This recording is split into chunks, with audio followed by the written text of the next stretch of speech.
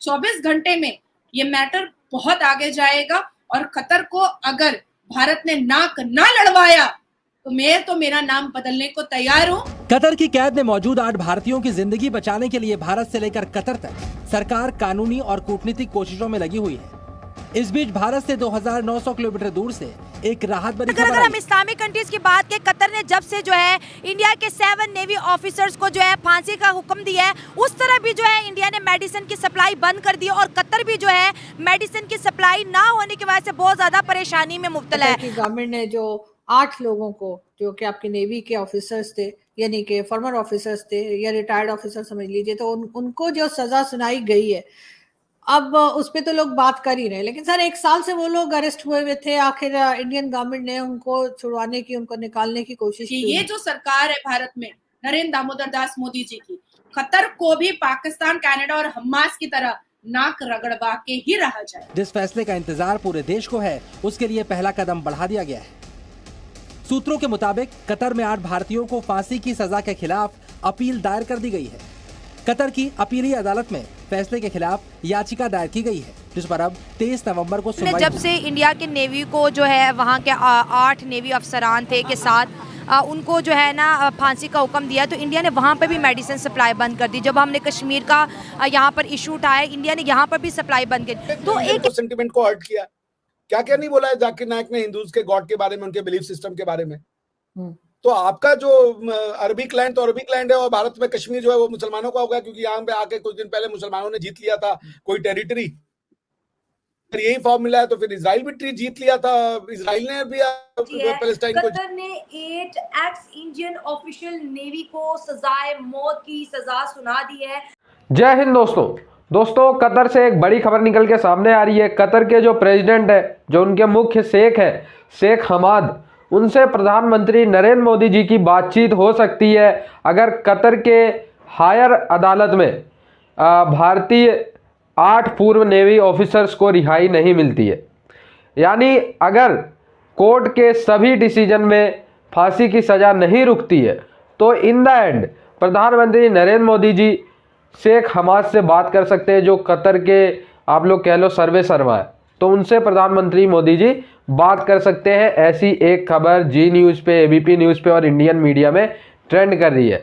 अब पाकिस्तान मीडिया पे इस पे रो रही है कि बताओ, कतर से अगर अदालत में अपील ठुकराई जाती है भारत की, फिर भी भारत रिहा करवा लेगा। मतलब ये भारत की इतनी बड़ी डिप्लोमेटिक मोनोपोली इस समय चल रही है दुनिया में कि यूएसए से लेके रसिया, फ्रांस, यूके, इवन दो गल्फ मुस्लिम कंट्री सब भारत के आसपास घूम रहे हैं। तो इसको देख के पाकिस्तानी मीडिया बहुत ज्यादा परेशान है। बदतमीजी वाली हरकत और बियॉन्ड द लॉ कतर ने एक हरकत की है कि इन लोगों को सॉलिटरी कन्फाइनमेंट में रखा था। सॉलिटरी कन्फाइनमेंट लीगल वर्ड में क्या होता है कि अलग अलग, जैसे एक ग्रुप में अगर किसी को अरेस्ट किया जाता है तो उसको अलग अलग जेल के अंदर रखा जाए, अलग अलग लॉकअप के अंदर रखा जाए, ये भी किया। साथ साथ 30 अगस्त 2022 को जब इन लोगों ने अपनी पहली बेल याचिका डाली थी तो उस बेल याचिका को कतर सुनने से भी इनकार कर दिया था। एक सुबह आया और सुबह एकदम अलग सुबह उठा करके डिटेन करके ले गया। छुड़वाने की कोशिश की गई होगी बिल्कुल। अब चूंकि मोदी गवर्नमेंट है तो वो हो सकता है ये उन्होंने बहुत ज्यादा दिन नहीं बिताए। पिछले साल अगस्त का केस है और अक्टूबर में तो उन्होंने सजाए मौत ही दे दी। और चूंकि आपको पता है कि कतर एक इफ आई कैन से जिहादी मुल्क, तो टेररिज्म के लिए सबसे फेमस तो कतर ही है। उनका Al Jazeera it's a mouthpiece for all kind of radical Islamic principles. तो कतर से उम्मीद की जा सकती है, क्योंकि आप देखें जो बहुत बड़ा, अगर बीच में नुपुर शर्मा जी वाला भी मैटर हुआ था उसमें भी कतर ने सबसे ज्यादा बोला था। और कतर के साथ इवन सऊदी अरेबिया के रिश्ते अच्छे नहीं थे बिकॉज ऑफ उनका जो टेररिज्म को वो या जो ये जिहादी मानसिकता इसको वो प्रमोट कर। कतर को सजा अब सिर्फ भारत नहीं देगा, कतर को सजा इजराइल देगा, कतर को सजा सऊदी अरेबिया देगा, कतर को सजा बहरीन देगा, कतर को सजा इजिप्ट देगा। ये सारे लोग कतर को एक टेररिज्म ऑर्गेनाइजेशन की तरह ही, मगर ये कि ये डेकोरेटेड ऑफिसर है, कतर के लिए इतना आसान तो नहीं होगा, क्योंकि कतर इतनी बड़ी शक्ति नहीं है कि वो इंडिया से टकरा सके। मतलब ये कतर की औकात के बाहर का चीज हो जाएगा। अब बात आती है कि कतर ने जो हरकत करके दिखाई है, अब कतर का पर कतरने के लिए भारत पूरे तरीके से तैयार है। देखिए, डॉक्टर एस जयशंकर या अजित डोवल जी या हमारे भारत के प्रधानमंत्री श्री नरेंद्र दामोदर दास मोदी जी, हमने हमेशा इनको भारत के प्रति और भारत के नागरिक के प्रति बहुत भावुक देखा है। अब चाहे वो रशिया और यूक्रेन का कॉन्फ्लिक्ट हो, चाहे वो इजराइल और हमास का कॉन्फ्लिक्ट हो, हमारे भारतीय नागरिक को ऑपरेशन अजय के द्वारा हमारे भारत के प्रधानमंत्री ने हमेशा एक बिना विदाउट एनी वन स्क्रैचेस वो उनको लेकर आते हैं और कैबिनेट मिनिस्टर भारत के एयरपोर्ट पे उनका स्वागत करते हैं।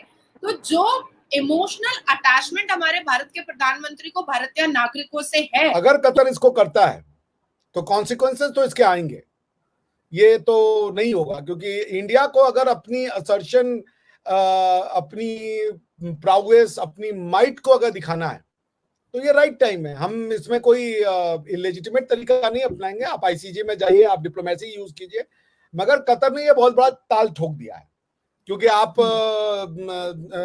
सारी दुनिया में ये जाकिर नायक इज अ टेररिस्ट। अगस्त 2022 में देहरा ग्लोबल टेक्नोलॉजी में काम करने वाले 8 भारतीयों को कथित जासूसी के आरोप में गिरफ्तार किया गया था। बीते 14 महीने के दौरान कुल 7 बार सुनवाई हुई, जिसके बाद कतर की अदालत ने उन्हें 26 अक्टूबर को फांसी की सजा सुना दी थी।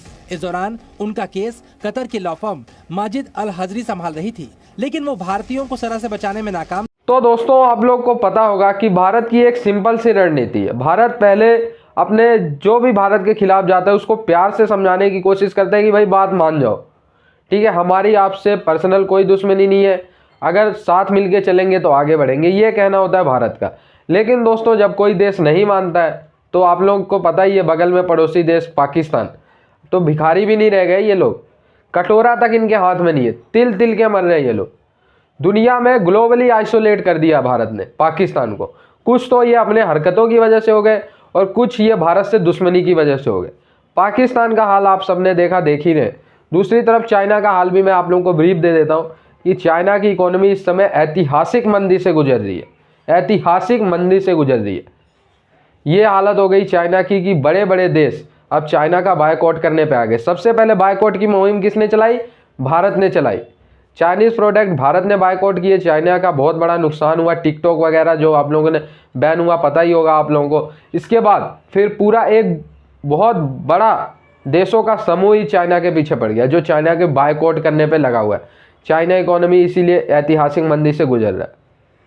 और दोस्तों, फिर आप लोगों को पता ही है इनका सीन कनाडा वालों का। कनाडा ने भारत से पंगा लिया, निज्जर हत्याकांड में भारत पे गलत एलिगेशन लगाए। फिर आप लोगों ने देखा कि कनाडा का साथ उनके मोस्ट फ्रेंडली देशों ने भी कनाडा का साथ छोड़ दिया। ग्लोबली आइसोलेट हो गया कनाडा, रशिया से लेकर जापान तक, जापान से लेकर यूएसए तक, यूएसए से लेकर श्रीलंका तक, बांग्लादेश तक, सब भारत के साथ उठ खड़े हुए, कनाडा भी बात पे। इसके बाद फिर आया कतर। अब कतर चल रहा है दोस्तों। पहले तो इन्होंने कहा जी हम फांसी दे देंगे, फांसी दे देंगे, ऐसा कर देंगे, वैसा कर देंगे। इसके बाद दोस्तों मामला रुका हुआ है। भारत सरकार ने कहा है हर लीगल चीज़ें वो करेंगे पहले, अगर लीगल कोर्ट में ही हो जाए रफा दफा तो ठीक है, नहीं तो फिर शेख हमाद को पीएम मोदी से बात करने में कितना ही टाइम लगेगा। और एक बार पीएम मोदी ने कह दिया तो भाई शेख हमाद की इतनी भी वो नहीं है कि वो मना करके और 8 जवानों को फांसी पे चढ़ा दे, मुझे नहीं लगता। अपनी राय कमेंट जरूर कीजिएगा। जुड़े रहे ऐसी वीडियोस के लिए, तब तक के लिए धन्यवाद। जय हिंद।